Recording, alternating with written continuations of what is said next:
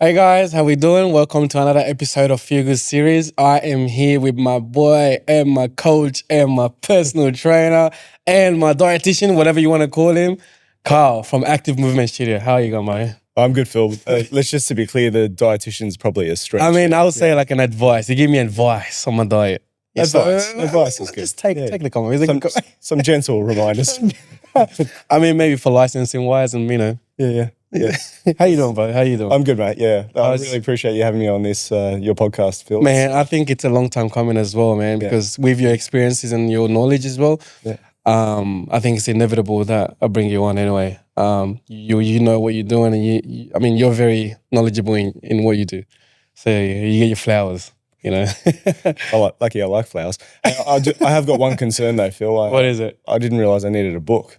Oh man, oh, don't worry about this book. This book is where this is the blueprint. This is where the blueprint is. You know what I mean? Right. So that's why it's brown as well to match the texture.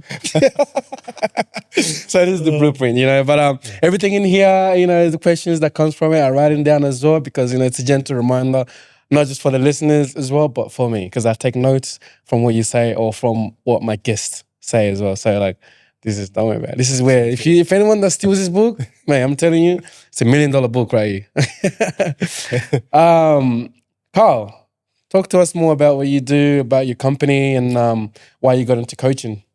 Yeah, so where do we start? I guess we rewind the clock, Phil, back to 1999. We moved over to Australia from Cape Town, South Africa. And when back in South Africa, I grew up on racing dirt bikes, motocross. Oh, right. Yeah, a bit of an adrenaline junkie, right? Yeah, and now that's always in the DNA now. So I love that. You ride over here too. That's cemented in me, mate. So yeah. The old man got me a little quad bike when I was about 4 years old, and that soon got upgraded when I was jumping over mum on the dunes, apparently. So little PE50, and we used to spend plenty of time at the track, and nice. That's where my competitive nature came from as well, I think largely so. So grew up there racing. We did nationals 1 year as well. Oh, nice. Which was awesome. So we got to tour the country. We ran sort of around 10th in nationals. So it was club level I was at the top of my game, and nationals I got a little bit humbled, but and then I got even more humbled when I came over. What happened there? What happened there? What happened? Especially when you came to what happened? Because Australia's very competitive with dirt bikes and stuff. 100%. The competition here was super fierce. So it was good. Came over here, was racing a bit. And then we kind of things started to fizzle out a little bit. I copped a pretty bad injury. Got ridden over a couple of times. So it was... what happened? We were start line, 30 bikes, pretty dusty track. Took off. I was probably mid to, 10 to 15th in that position on that first lap. Got taken out, front wheel. No one behind saw because we were in a dust storm basically. Got ridden over a couple of times and blew my knee out. Holy shit. So that was... that was a fun. You say it so casually. You said it so casually. Blew my knee out. And I guess that was. I would have been. What was I? Year 7, I think. And that was my first taste for physio and movement rehab in that sort of space, and that's where I kind of fell in love with it, and watching that process work and getting better, and then hitting the gym, and I fell in love with the gym there as well, and the rest is kind of history, I guess. Well, in terms of like the recovery and how the physios back then and the PTs manage your injury, is that what it is that you kind of hooked? I was pretty lucky. I had a really good surgeon. Procedure was done, and then obviously I was in a cast from my groin down to my ankle. So when I had an itch on the knee, it was a bit tricky, mate. All you got is a long pole, mate, to get in there. To get down there, so ended up with some pretty cool physios. They took me through the process, and it took a full 12 months to get back to where I needed to be. Wow. Yeah. And then got back into racing a bit.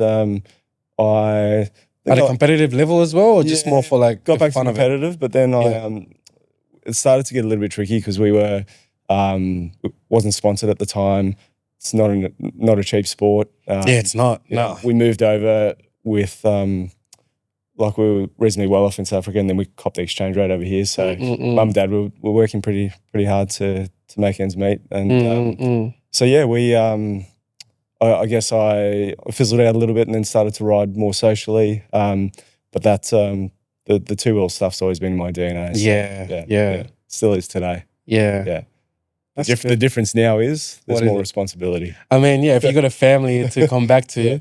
Mate, I left here. I mean, I'm on the bike today, and as I'm leaving home, the little girl goes to me, "Be safe, Dada." Oh, man, that would be in the back of your mind every time. Yeah. And you know where that's come from? That would be where? Mum.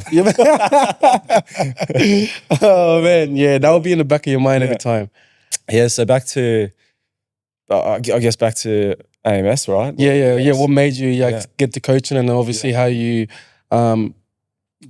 grew that into starting your own business and grow into what it is today? Yeah, so post-school, finished school 05, a little bit lost, like not sure what I was going to do, as most teenagers. Just like most of them, I get you, don't worry. So I took a year just to find my feet.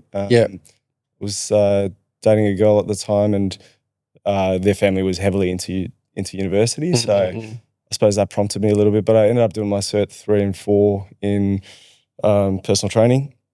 Got a job at Next Generation in Ride. Oh, nice. That's where I met Matthew Archow, who is now my business partner. And we started working there. Wanted to test that out, I guess, and see if it was for me.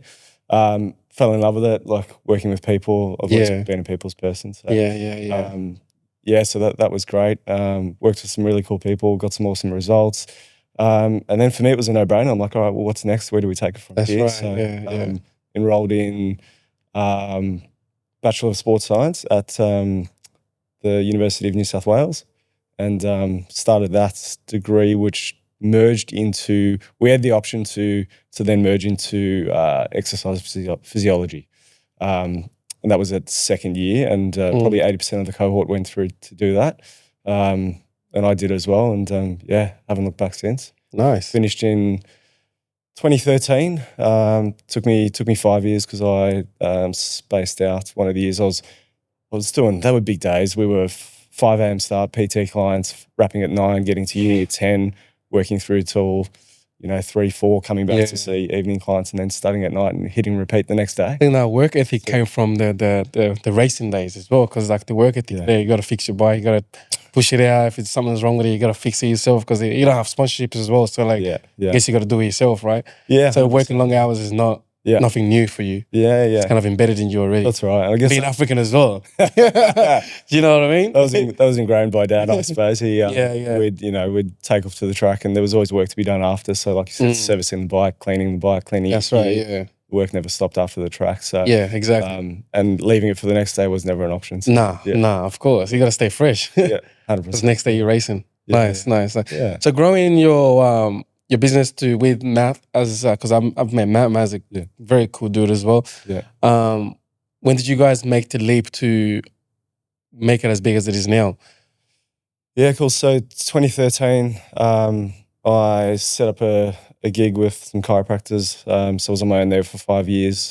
Built up a reputation in the paramedic. You do their recovery stuff with the clients? We were doing, so I was doing exercise physiology there, personal training. We ran some group class stuff as well, private studio setting. Okay. I was with those guys for 5 years. Matt came back from Melbourne because he moved down there to do his physio degree, his master's. Nice. Did some work down there and then ended up coming back to Sydney. We hooked back up because he was looking for work at the time. I had some stuff at the studio he was helping me out with. And then, we got chatting, and he was a little bit fed up with the way physio was being done in the space, the typical physio model. What was it? Well, your typical physio model would be, client comes in, symptomatic relief, they're treating the injury on hand, if you like, or that the client presents with. And then he said, from his experience, looking at the root cause of the injury to a degree, but not enough. So he wanted to do things his own way. And I was at that point as well. I was kind of like, I could see the power that exercise had on people's lives. And Matt knew that as well. And combining those two modalities together would just made it even more powerful. Yeah. Okay. So I guess with every reaction, there's opposite reaction too. So if there's an injury, there has to be a cause to it. So he will look at what the other person is doing or the client is doing wrong with their movements. For example, for me, my lower back, you know about it. It's because of my prosthetic. And if I'm standing too long on it, my right-hand side start overcompensating. So which causes my right-hand back, lower back to be, you know, in pain and hurting. So it makes sense what you're saying, Because if the other physios don't look at the other reason behind the pain comes along, they neglect that, rather just focus on treating the immediate pain.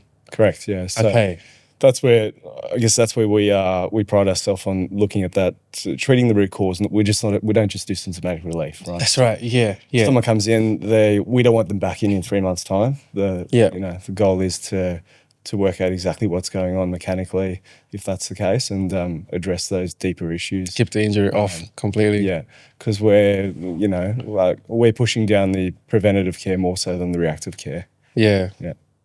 From your experience, what would you say about being physically fit and mentally fit? Do you think from your, because I don't know your most of your clients, the demographic of it, from your experience, because you've been in the industry for over 10 years plus, you know, what's your experience when it comes to physically and mentally fit? Do you think those two combine and work hand in hand, or do you think being physically fit builds the mental aspect of fitness as well?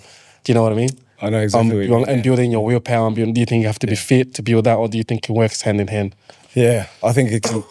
I think it can be a vicious cycle, Phil. I think obviously being physically fit has got a massive impact on being mentally sound and feeling mentally good. But if you're mentally not there already to engage in exercise, it's tricky, right? So you've got to start somewhere. But if you're in, if you're in a black hole and you're struggling, you can't. It's easy to say, let's get moving. Like I think it's baby steps at that point in time. You got to get out, go for a gentle walk, just start the process. Because we often say starting's the hardest bit, right? Once you get going, it's you start to form that habit over time, and it becomes part of your lifestyle, right? So for me, I think. Yeah, it's a combination of both. I think one feeds the other. True. Yeah. Because I think most people use their mental health struggles to feed their physical fitness when they're in the gym or in the training.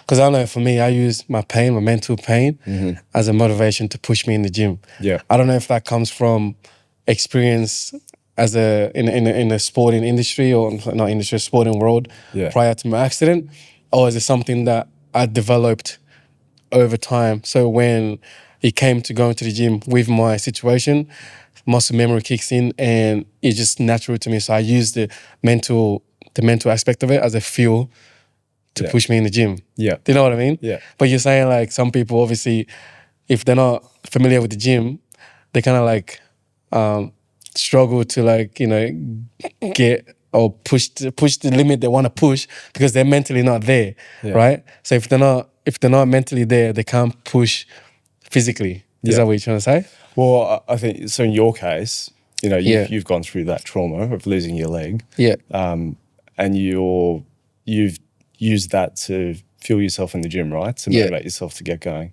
Some people experience trauma and they can't get there, right? So let's talk about obesity, for example. You're not obese for no reason, right? You're not carrying extra weight. There's generally some sort of underlying trauma that's resulted in that being the case. So if we don't deal with that trauma, it's really hard to get a desirable outcome, in my experience. Yeah. Okay. Yeah. Because people do trauma eat, stress eat. Stress eat, and you hide away because in your comfortability corner. Yeah.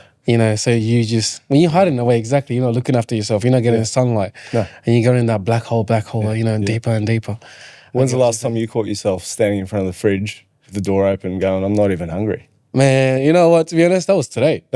I woke up today and around 8 o'clock and I went to the fridge to make breakfast. I looked at it and I'm like, I know what I wanted to eat. I wanted to make my eggs with my beef, not bacon, sorry, beef rashers and some yogurt, right? Yeah. But in that morning, because I'm not really big on breakfast, right?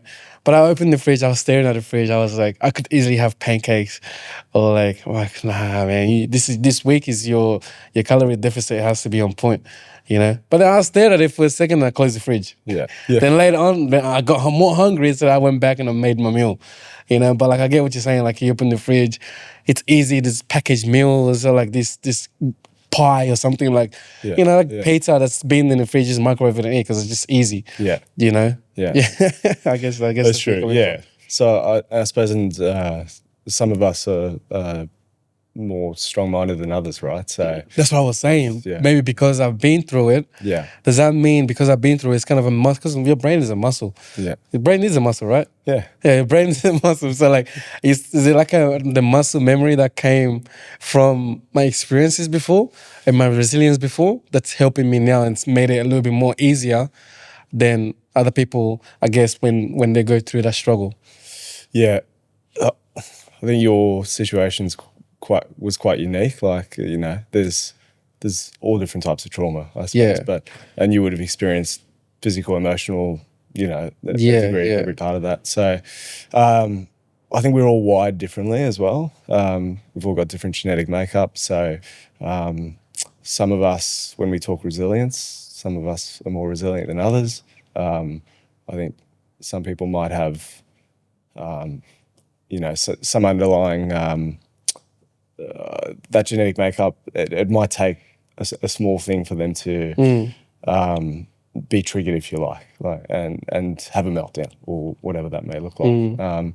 Versus someone who has a different genetic makeup, who is a bit more resilient, or it takes more for them to break down. I think we've all got our tipping point though. Yeah, true. And there's only so many blows someone can take, but you know, it's hard to go past the positive mindset. Like if you living life in that space, chances are you're going to live a pretty good life. True. I think it's funny you say that. Is it another question I'm coming for you? Do you think, because I know as a normal human being, when we go through a lot of certain things, we go to psychologists and stuff, you know, to rewire our brain, like you're saying. Yeah. Do you think elite athletes should seek a sports psychologist to help them push over that threshold or to help them perform better? That's the thing, right? Being a sports psychologist. Yeah. Do you think more elite or more athletes that's trying to train to get to that elite level should seek a sports psychologist to help them reach to the goal they want to reach? Yeah. It's not an easy question to answer because, like I said, everyone's unique in their own way. What I will say is, and I say this to all my clients, I'm an advocate for trying anything, and if it works for you, that's it. Keep doing it. If it doesn't, like, move on. Pretty much don't settle. Yeah. Right. Yeah. Because you know the definition of insanity. Yeah. Doing the same thing over and over. Nah, it's never gonna change. So that's always my advice. You know. I'm open to trying any allied health, any pseudo sort of stuff. If someone's desperate enough to be trying that sort of stuff, go for it, by all means. And if it works for you, it works for you. Because it will make sense, right? Because if you think about it in a business perspective as well, in a business setting, the CEOs get a coach to help their workers to improve, to get better outcomes in their results, right? Yeah. Physios help people that's going through injury to help them recover and to be better. Yeah. Why can athletes that's training already get like even a mentor? I mean, coaches is different. Performance coach is different. Yeah. Because their job is to train you to perform better in that skills, right? Yeah. But what about your brain, your mental thinking on how to attack something? Yeah. You know, I was thinking about it. I'm like, getting a sports psychologist, someone doesn't have to be a psychologist, but someone that can rewire your brain and push you to perform better. Because sometimes, if you switch on, there's sometimes in your mind when you speak to yourself or talk to yourself, because I talk to myself sometimes during training or during the meets, during the race. Yeah. I say little words to myself. It's like I'm rewiring my brain to focus or to position or have this laser focus on something. But I've been talking to myself during the warm-up or during the training period, right? Yeah. So I wire myself so when that gun goes off, it's in my mind already. Yeah. So that's what I'm saying. I think it would make sense for athletes or people that are trained to be in that level anyway, to get someone or something to help them, guide their mental aspect as well. Yeah. Because it's big. Yeah. when you think it, It's the 1%ers, man. It's the 1%. It's those things where that's why I've never, with what you're saying as well, like I agree with it because you keep trying everything because when you settle, that's when you plateau. Yeah. Right? So if you keep trying, yeah, you don't know there's different ways to like obviously improve, right? Yeah, totally. You're right. I need to like push that more because I do believe in it, but I've never spoken it out loud to like my mates or like my training partners. Yeah. You know, I know like I'm a big advocate for mental health, but I'm using pain as a fuel. So when I'm pushing it, it's more of what you're going through. Think about that and think about where you want to be. Yeah. And what's that pain? How does it feel to have that pain? Yeah. And how would it feel not to have that pain? So use that fuel to fuel your workout or like to fuel your way to build an escape or build your road to like get away from that thing you're dealing with. I suppose for you, Phil, when you're exercising and training and working your ass off to get those extra 1%ers, you've been through the worst possible pain anyone could be through, right? So a bit of muscle burn from training should be a nothing burger for you, really. Yeah. To be honest, to me, in my head, all I think about when I train with you, it's only 45 minutes. It's only half an hour. It's only 1 hour. It's only 2 hours. That's it. I'm done. And that's it. My day goes on. Yeah. You know what I mean? It's like kind of start repeating that. Yeah. Like when we're doing something hard, I'm repeating. This is only like 3 sets. Yeah. It's only 3 sets. Only 3 sets. Yeah. You know, just get it done. Just get it done. It's only 3 sets. Yeah. Because then I'm rewiring myself to like endure that pain. And when you're enjoying that pain, I'm building this pain calluses in my mind. Yeah. Do you know what I mean? Yeah. So like, that's why I don't know, I don't know if you noticed this sometimes. You have, because you have spoke to me sometimes because you know how I'm feeling. When I will come in, you know, how you feeling today, right? I like how you ask me that every morning. Yeah. How you feeling today? Because that obviously builds your plan on how we're going to attack the session. Yeah. Right? And then sometimes I'll come up fucking G'd up. And you know, and those days I know it because we pushed weight. That was this week. That was this week. We kept going. We ran out of time, but we kept going. Yeah. Right? And I like how you really asked me that question because that sets the playing field for the session. Yeah. Which is good. I think I don't have to ask that question anymore a lot of the time. Because I've been around enough people for so you know you can enough feel hours. Yeah. I know when you walk in and something's going on or something's up versus you're in the right frame of mind. So, but I just verified by asking that question. Yeah, that's true. You know, I think being a trainer to being a coach, I'll say a coach to your clients, to me, it's not just about the coaching, man. I'll say that it's not about the coaching because you're pretty much the therapy as well, the therapist. Yeah. Do you know what I mean? Your therapist, your friend, you're someone they can rely on because that time is where, man, they feel, it's like their vulnerable state. Do you know what I mean? And they come in there to see. And being a coach I think it's so underrated, like the job that they do. Yeah. Do you know what I mean? Because you literally transform someone's life, man. Like, he probably don't even know what they're going through until they step into the door. Yeah. Do you know what I mean? And then when you start transforming them, giving those positive feedbacks, and when they look in the mirror and see the results of how you train them and the results from the exercising and the coaching and the advice you give them, that's a very empowering thing. So, man, just keep it up, bro. Like, you know, I know from experience, to be honest, like today, before the session today, I'm telling you, like, on Saturday, my training, how the outputs has been like rewarding. I noticed it and I was happy, you know, and I was moving. Yeah. I was like, fucking over, you know, we fucking moving, bro, you know? You know, that made me happy and I want to go back to train. Like, you know, it gives you that fuel to like, okay, let's go again. Let's go again. So then, on, you know, you're having a feel good day one day, something happens to burst your bubble or that flow, that ebbs and flow, if you like. How do you keep yourself at that high level, right? Because I obviously work with countless different people, all walks of life. I might have someone weighing on the scale, for example, they haven't lost that week maybe, or they've put on slightly.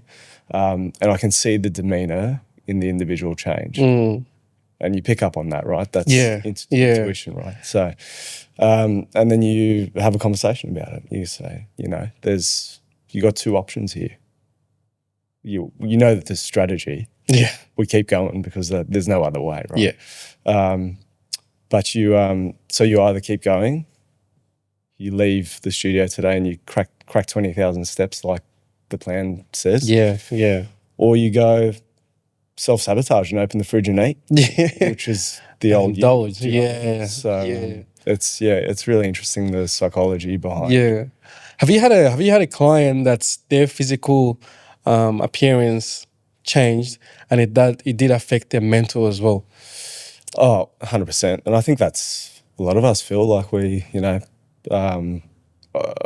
organically, when you start to drop a bit of weight and notice a change in your clothing size, if that's the case. No, I mean personally. Have you personally. You're one of your personal clients Yeah. that's happened and you've seen it, and then they've complimented you and they gave you your flowers. They said, because of you doing this, I've got this job, or I'm wearing these suits, or like I got the girl of my dream, or like Yeah, so of course. I mean, after 15 years, you'd bloody hope so. Otherwise, I'm not doing my job right. But I got to correct you there. It's not about me. Well, like thanks to you. But I always say that it's the client that's done the work, right? That's right. I'm just the guy that leads. But the key, you were that flick, just tip over that other side of life, Yeah, that's it. We just connect the dots together, mate. That's it. You need action takers, right? So you do. Some people are highly intrinsically driven. Others need some external motivation. How do you help that? Because I know for a fact, the first time people walk into your gym with that energy to start training, that motivation to start training, is not the same with, let's say, second or third sessions, right? But the ones that still come after that, I'm sure there's something you would have because it's when I know for a fact because it happened to me, right? And I've witnessed it as well. Yeah. The first couple of sessions, you're like, when it's every human, okay, I want to do this. And you do 1 or 2 sessions, like, shit, it's not as easy as I thought it would be. How do you get them to keep showing up? To change their mindset to keep coming? Yeah. I know you said it's not on you, it's on them, but you connect the dots. Yes, but how do you connect those dots? What do you say to them? How do you even push them? How do you make them see the bigger picture? Yeah. Yeah, it's a good question. So I think we obviously set clear goals, clear pathways. There's clear direction from the get-go, right? So we set expectation. The client knows what it's going to take. I give them a taste for what the work's going to be like. I will not take a client to the point where they they might vomit, they feel sick, right? So, because that can be a real deterrent. Do you do that in the first sessions? You push them to the max? No. I've been there in the past. And, that some people definitely don't come back. That's what I mean. Who wants to get to that level? Right? So, and look, I think one of my biggest learnings is we're in a society now when a lot of people don't want to be uncomfortable. Yeah. And exercise makes you feel uncomfortable. Yeah, it does. Yeah, it does. So, and that's part of the process. So, educating the client, making sure they understand that they're going to be uncomfortable, particularly, the first 4 to 6 weeks is going to be pretty brutal in terms of muscle soreness. And so we talk about recovery and what that looks like. But yeah, so we just try to gear them up as much as possible. And I mean, obviously initially you might be with someone for 45 minutes. So it's a continual process, if you like, because because then obviously you gotta keep them that feedback every session, because without that complimenting and without that feedback, they want to see it. I mean, shit, maybe after that first session they look in the mirror, shit, am I looking fit already? I get you. And I'm a big believer in that, to be honest. Maybe not the first session, maybe the second session, push them a little bit more, because they're coming with so much unrealistic goals. Like some new clients, unrealistic goals. So so I think setting realistic expectations is key. Right. So a lot of people don't really know what they want to achieve, to be honest. So they might come in and they might say, I want to get fit, I want to look a bit better. And they're quite broad goals. So we try to break that down and we try to understand why it's meaningful to the client, what's really meaningful. If you achieve that, how's that going to change your life? What does it really mean to you? Does it come back to family? Do you want to be the best dad you can be? Do you want to be the best mum you can be? They try to find out their why. Their why, because we've all got a why, right? Yeah. Okay. What would you say will be the difference between your average gym goers and an elite athlete? Say the mindset wise.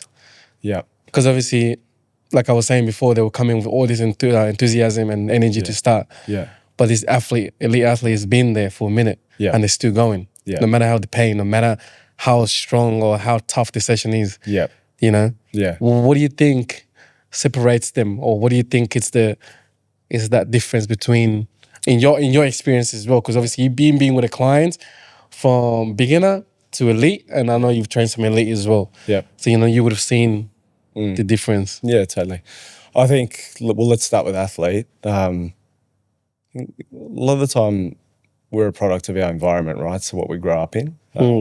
So, and I'm not saying every athlete comes from a family that's been physical, but I think having some sort of physicality ingrained into you from a younger age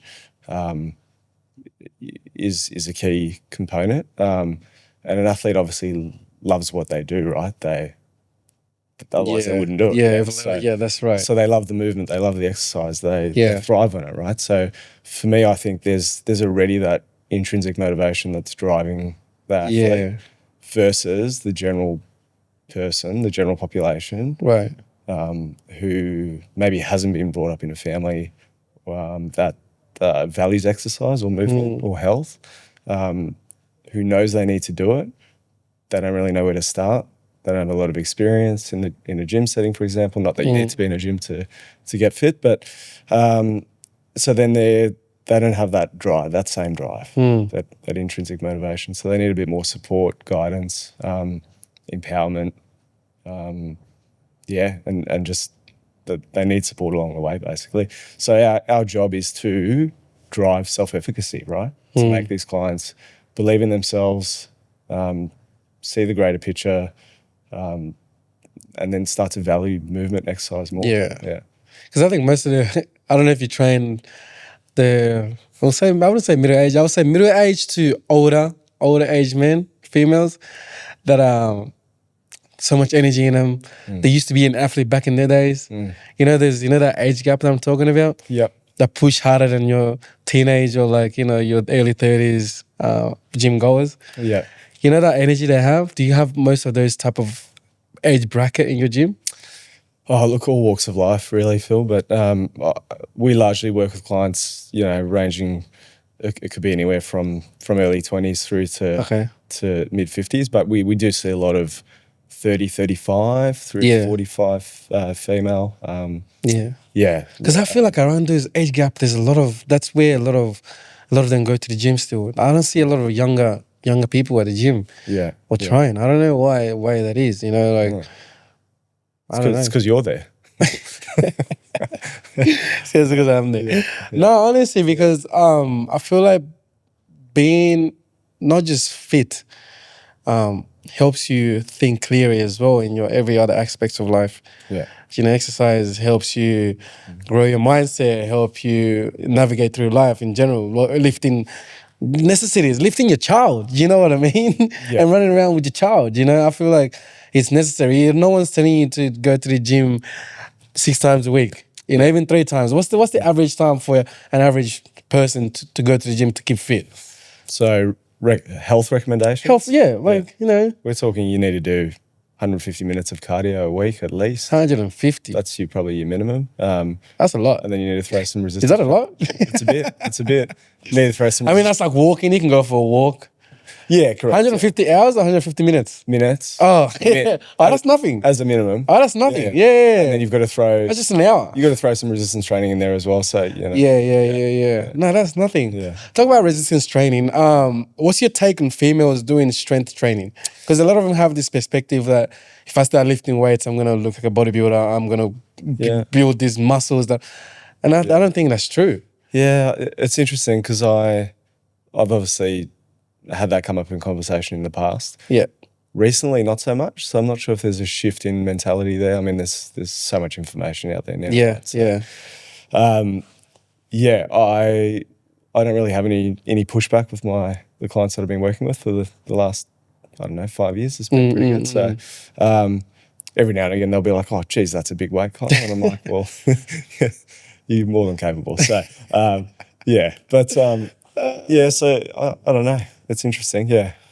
So I think, doing strength training is good because it doesn't necessarily mean you're going to put on muscles unless you're, juicing up as a female. You don't have the testosterone to like get you that build. Yeah. Do you know what I mean? On the flip, if you don't do it, what if I said to you, you're going to lose muscle? You will lose, exactly, because you're not strong enough to maintain it. Well, if you don't use it, it deteriorates. Yeah, but then there's also the physiological side. So as we age... So it's physical. It's a psychological side. It's psychological to it.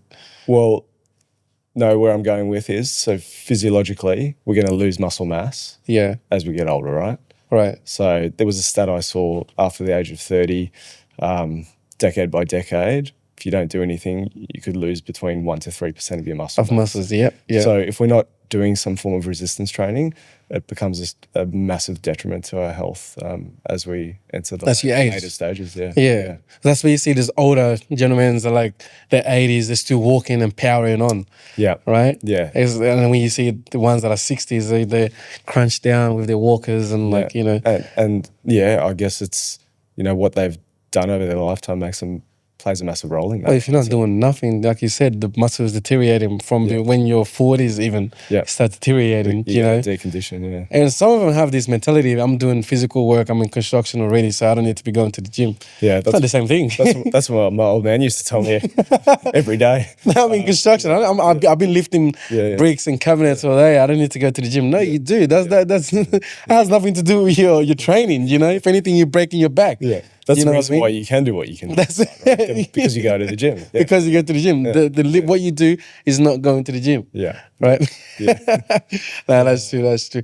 What's the importance of recovery with the athletes as well, with training? Yeah. Because I know a lot of athletes ignore the recovery side of things. They just want to go with just the training part. Yeah. Recovery, how important is recovery and sleep as well? Yeah. So sleep recovery and your meals? Yeah.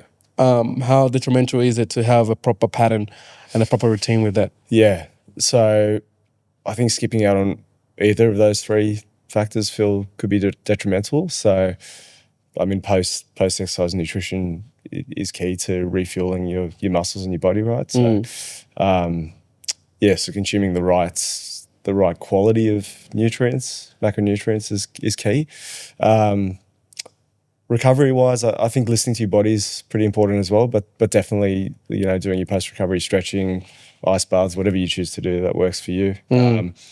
There's so much in that space now. It's pretty hot in the market at the moment. So, I think someone that wasn't to do recovery versus someone that was to do recovery, there'd be a significant difference there. So, I think you've got the potential to do more work if you recover well as well. Yeah, which would be advantageous to putting you ahead of your competitors, right? Because obviously all your muscles inflammations or reduced and your fascia tissue. Talk about fascia tissue because I feel that's important. I'm still learning more about that because that helps you with your movements, doesn't it? That's what's an important muscles or ligaments. It's ligaments, is it? Your fascia. Fascia. Yeah, your fascia tissues. Yeah.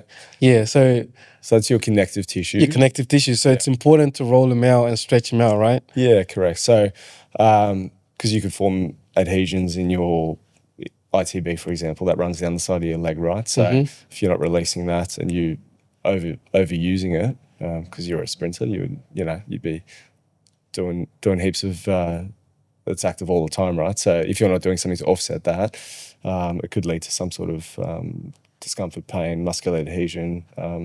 That would annoy you eventually. So which I'm sure you've experienced. Oh man, plenty of times, bro. Plenty of times. And I didn't have much knowledge in it before. Yeah. But as we go with your knowledge, what you told me as well when we're training, and what your physio has told me as well, I'm gaining more knowledge into that. Yeah. Which is what I respect as well. Because like I said, we're not just training. You are my educator as well as I go on. Yeah. You know? That's it. Excuse me. Hence why I was saying I feel like more athletes should get that, not just the coaching, but the coach that can help and push past some boundaries, man. Because mentally, I've experienced all parts of it. Mentally, when even having coaches, sometimes I do have a coach, but like I don't want to perform. I can't be asked to perform because there's something else going on in the back of my mind. Yeah. But I need to learn how to switch that, exactly how Kobe Bryant does it with the member, you know what I mean? So let's go back to that because I'm big on that now too in terms of something happens during your day that shifts your mood or alters your mood. how do we compartmentalize that to park it for a second, get on with the day, and deal with that later. Yeah. How do you do that? You know, the coach, Wayno, his take on that is when you come to track, you turn your phone off. Yeah. You're in track, you're track. Yeah. You know, and after that you can deal with it. But once you're here at the track, nothing else matters. Yeah. Do you know what I mean? Yeah, exactly. Yeah. So I think it's something you can train yourself into doing, but also it's gonna depend on the news you've received as well. Right. So, but how do you switch that on the flip? That's what I was saying about the mental thing, about mental coach. Yeah. To help as an athlete. Yeah. Because even if let's say you have a championship game that you're about to go in and you receive a bad news, you know, how do you perform receiving the news without having the ability to switch off for a second and focus on the game and then come back to what you did? Because at the end of the day, we're all humans. We're dealing with a lot of things. Yeah. But how do you switch that? Yeah. Do you know what I mean? It's not an easy thing. It's not easy. I'm no expert at that, I tell you that much. You know? But I really think about that. I'm like, okay, I'm not going to let this stuff my whole day. Like, you know, like and in the scheme of things, I'm like, how big is it? How bad is it? I ask myself. So personally, you scale it. I ask myself those questions. I'm like, you know, like what's the bigger picture here? Like, you know, there's people starving. Like it's not that bad. Yeah. Okay. Okay. This is one of the last questions. Have you had a client that uses, or you yourself, or someone that's related to you, use fitness as a self-healing or as a self-journey to discover themselves like deeply?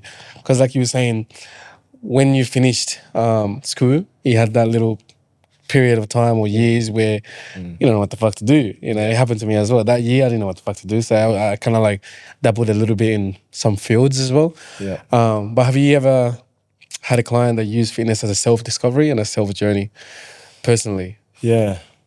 I suppose, I mean, first thought that comes to mind is clients preparing maybe for like a big event. Okay. To take them to a level that they've never been, if you like. So an example could be a client who's trained for a climb in Nepal, like Mount Everest, or one smaller. So, you know, that's a 6-9 month training gear up. Wow, 9 months. Yeah. Like, so you can do it 6 months out, but you got to be super fit to go. Is there a particular program you have to follow? Why is it so long?